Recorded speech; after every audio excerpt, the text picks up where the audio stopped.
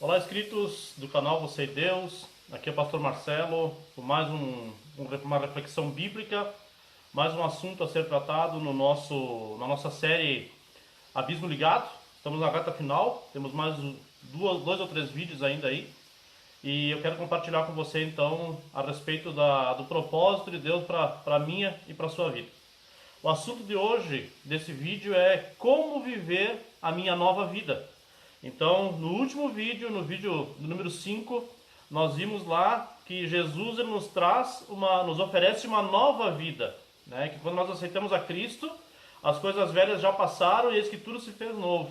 Então, nós temos a oportunidade de sermos regenerados, a oportunidade de vivermos uma nova vida que agrada a Deus a partir de Jesus, tá?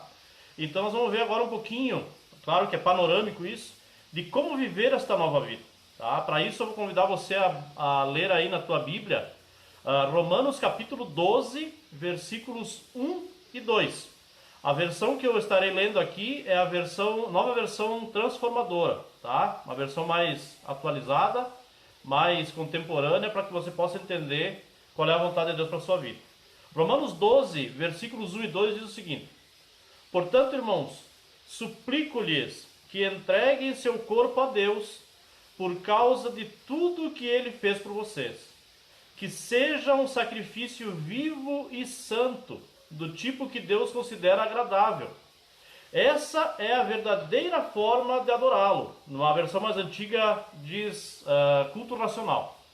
Não imitem o comportamento e os costumes deste mundo, mas deixem que Deus os transforme por meio de uma mudança em seu modo de pensar, a fim de que experimentem a boa, agradável e perfeita vontade de Deus para vocês. Tá? Então esse é o texto base, onde o apóstolo Paulo aqui está se referindo justamente a isso, a gente se entregar totalmente a Deus, né? Pensamentos, palavras, atitudes. Então todo o nosso ser deve servir a Deus, deve viver pensando, falando e agindo conforme a vontade de Deus. Tá? Então, para isso, eu quero tocar em 3 pontos principais: os nossos pensamentos, as nossas palavras e as nossas atitudes diante de Deus.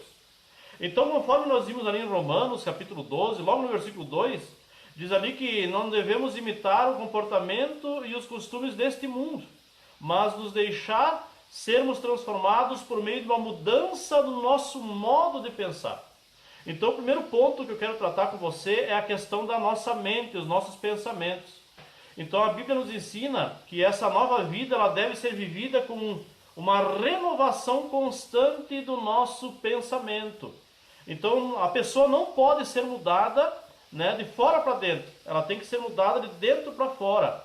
E quando nós ministramos a palavra de Deus, quando nós explicamos a palavra de Deus, pregamos a palavra de Deus, então a pessoa tem essa oportunidade de ser transformada de dentro para fora.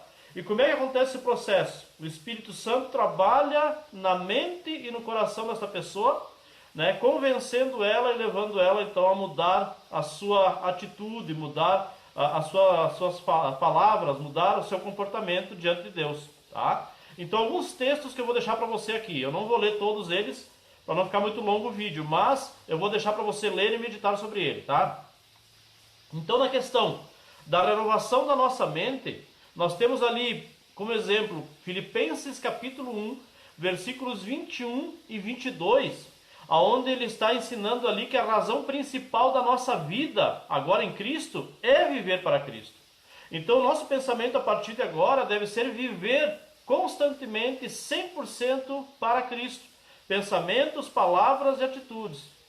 Lá em Efésios capítulo 2, versículos 1 a 3, também nos ensina que quando nós não conhecíamos a Cristo, quando nós não andávamos com Cristo, quando nós não entendíamos o propósito de Deus, o projeto de Deus para a nossa vida, nós andávamos como pessoas desgarradas, nós andávamos na desobediência, no pecado. Era um costume nosso viver no pecado, como o resto do mundo, diz o texto bíblico. Leia lá depois Efésios 2, 1 a 3.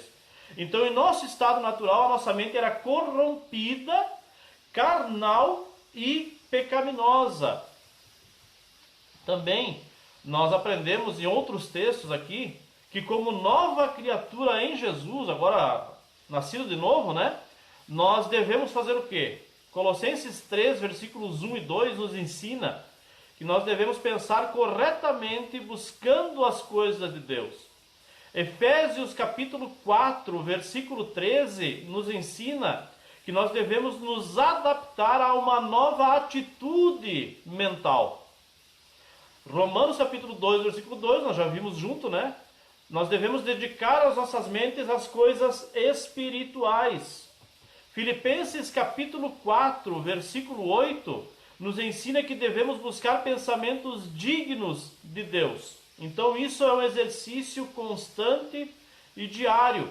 Tá? Então por isso que é necessário a gente ler a palavra de Deus, aprendermos a palavra de Deus, exercitarmos o que a gente aprende, né? Exercício constante para que aquilo se torne algo do nosso eu, tá certo? Então precisamos buscar pensamentos dignos de Deus, isso com relação aos pensamentos.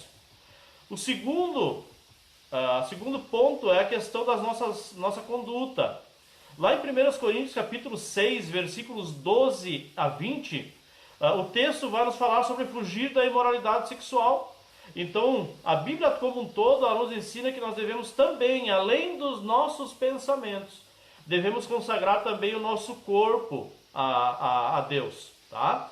Então, leia lá, eu separei alguns pontos aqui, eu não vou ler todo o texto, mas é 1 Coríntios, capítulo 6, versículos 12 a 20, eu separei alguns tópicos ali.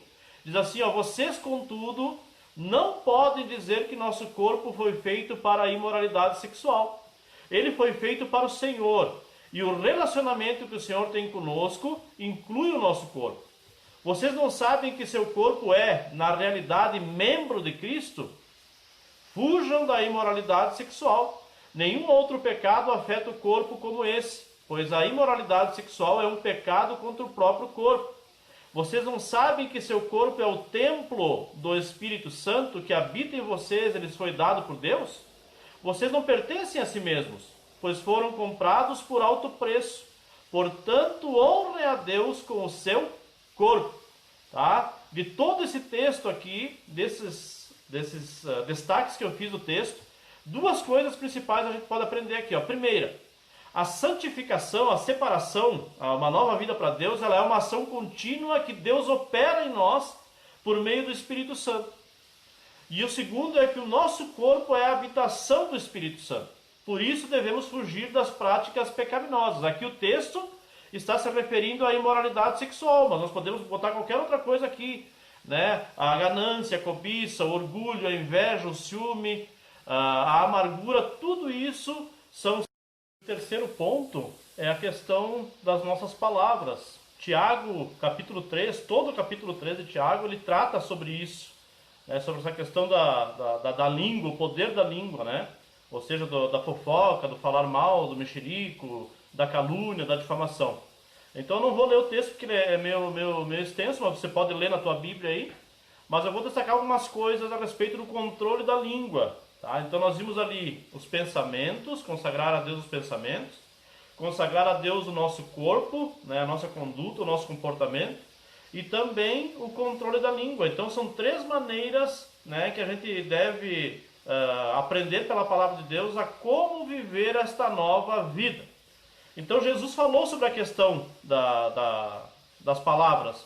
Lá em Mateus capítulo 12, versículos 34 a 37, ele diz o seguinte, ó: raça de víboras, como poderiam homens maus como vocês dizer o que é bom e correto? Pois a boca fala do que o coração está cheio. A pessoa boa tira coisas boas do tesouro de um coração bom, e a pessoa má tira coisas más do tesouro de um coração mau. Eu lhes digo, no dia do juízo, vocês prestarão contas de toda palavra inútil que falarem. Por suas palavras vocês serão absolvidos, e por elas serão condenados. Marcos capítulo 7, versículos 20 a 23, também Jesus trata essa questão das palavras. Em seguida acrescentou, aquilo que vem de dentro é que os contamina, pois de dentro do coração da pessoa vêm maus pensamentos, imoralidade sexual, roubo, homicídio, adultério, cobiça, perversidade, engano, paixões carnais, inveja, calúnias, orgulho e insensatez. Todas essas coisas desprezíveis vêm de dentro. São elas que os contaminam. Tiago, no capítulo 3, versículo 8, ele nos convoca a controlar a nossa língua. Ele diz lá, mas ninguém consegue domar a língua. Ela é incontrolável e perversa, cheio de veneno mortífero. Efésios capítulo 4, versículo 29 a 31 também nos ensina que é muito fácil cair no pecado da mentira, da maledicência, da calúnia, do juízo indevido, da injustiça e tudo que acompanha. Lá diz o seguinte, evitem o linguajar sujo e insultante, ou palavras torpes na versão mais antiga, que todas as suas palavras sejam boas e úteis, a fim de dar ânimo àqueles que as ouvirem. Livrem-se de toda amargura, raiva, ira, das palavras ásperas e da calúnia, e de todo tipo de maldade. Colossenses 3, versículos 8 e 9, dizem também o seguinte, mas agora é o momento de se livrarem da ira, da raiva, da maldade, da maledicência e da linguagem obscena, os palavrões, palavra suja. Não mintam uns aos outros, pois vocês se despiram de sua antiga natureza e de todas as suas práticas perversas. Então, diante de tudo que nós vimos neste vídeo, queridos, o que fica para nós? Nós devemos aprender a evitar o uso impróprio da língua antes de falar. Seria interessante a gente passar as nossas palavras, os nossos pensamentos, por três peneiras, três filtros.